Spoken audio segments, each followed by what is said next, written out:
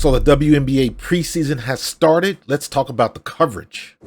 As expected, Caitlin Clark is getting the lion's share of the media coverage, and rightfully so. She is clearly the biggest star in the WNBA right now, and arguably one of the biggest names in sports. She is visible. Everybody knows who she is, and she is moving the needle, especially when it comes to the WNBA. The Indiana Fever are selling games home and away, even to the point where the Las Vegas Aces and the Washington Mystics had to move to bigger venue. The only reason you go to a bigger venue is if you know you can fill it.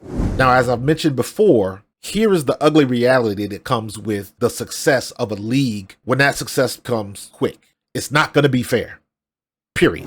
Right now, Caitlin Clark is the golden goose. Let there be no misunderstanding. So that's where all of the focus is going. And it should be. Advertisers are going to flock to where the money is.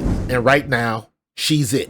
However, the WNBA may want to broaden their advertising appeal. The WNBA may need to want to max out their coverage. They need to take advantage of every opportunity they can to publicize these girls that are coming into the league right now. Let me give you an example. Televising Chicago Sky and Angel Reese. Angel Reese is the obvious foil or rival or whatever you want to call it to Caitlin Clark. Even though they are not enemies, neither were Bird and Magic, you can play off the rivalry that got started 2 years ago in the NCAA finals.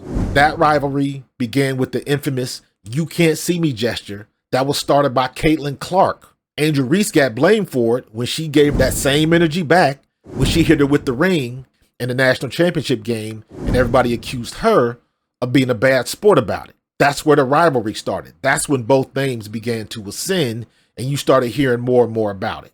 And not for nothing, they don't call Angel Reese an influencer for nothing. This girl has got 3 million followers on her Instagram and social media sites. So why not use that influence and partner up with the WNBA to see if y'all can do something together? That's an easy way to get more publicity for the game. It's already there. You might as well use it. You've also got an indigenous player, Alyssa Peely, who is Samoan, Native Alaskan, in Minnesota, with Peggy Flanagan, the highest ranking Native female elected to executive office. That's a whole other demographic that you can tap into. Nobody knows about it unless you're in Minnesota. Missing an opportunity. So Commissioner Kathy Engelbert, or whoever is leading the WNBA media team, we all know that Caitlin Clark is the face of the WNBA at the moment. But you shouldn't have all your eggs in one basket because you got so many baskets. And the one thing you got to keep in mind, injuries are real. Caitlin Clark, Angel Reese, Camila Cardoso, Rickea Jackson, Cameron Brink, all of these women just got finished playing a full NCAA season, and some of them went all the way to the title game. And in less than a month, they are right back at it in a second season. That's going to be what, 30, 40 games? The risk of injury is high just from fatigue. So you got to be ready for that. So while I understand that the obvious focus is on Caitlin Clark, you may want to spread that media coverage around a little bit right now when you can, rather than wait till you have to.